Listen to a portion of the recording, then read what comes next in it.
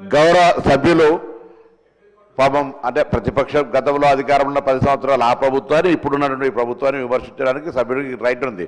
అదే సందర్భంలో నిజమైనటువంటి ఆవేదన వ్యక్తం చేయదలుచుకుంటే 11-12 సంవత్సరాలుగా కేంద్రం నుంచి ఈ రాష్ట్రానికి ఏ విధంగా అన్యాయం జరుగుతుంది, ఏ విధంగా తెలంగాణకు వీరు వివక్ష చూపెడుతున్నారో కూడా చెప్తే బాగుంటుంది. అప్పుడేమో మీకు ఒక కారణం ఉండే, కేసీఆర్ గారు ముఖ్యమంత్రి గారు ప్రధానమంత్రి గారిని కలవరు, మేము నిధులు అడగాము అనేటువంటి ఆలోచన అప్పుడు ఉండేవచ్చు. ఇప్పుడు మేము ఇన్నిసార్లు కలిసి ఈ రాష్ట్ర ప్రయోజనాలకు సంబంధించి గౌరవ ప్రధానమంత్రి గారు కేంద్రంలో ఫెడరల్ సిస్టంలో రాష్ట్రాలకు భాగస్వామ్యం ఉంది, అభివృద్ధి చేయమని అడుగుతూనేమో అక్కడ పోయి నిధులు తెచ్చేటువంటి అవకాశాలు ఇదే సభ తీర్మానం చేసింది. బడ్జెట్లో నిర్లక్ష్యానికి వివక్షకు గురైంది. వరదలు వచ్చి కమ్మ మునుగుతే పైసలు ఏమంటే కూడా పక్క రాష్ట్రాలకేమో అధికారికంగా భాగస్వాములు కాబట్టి ఎక్కువ ఇస్తూ ఉన్నారు.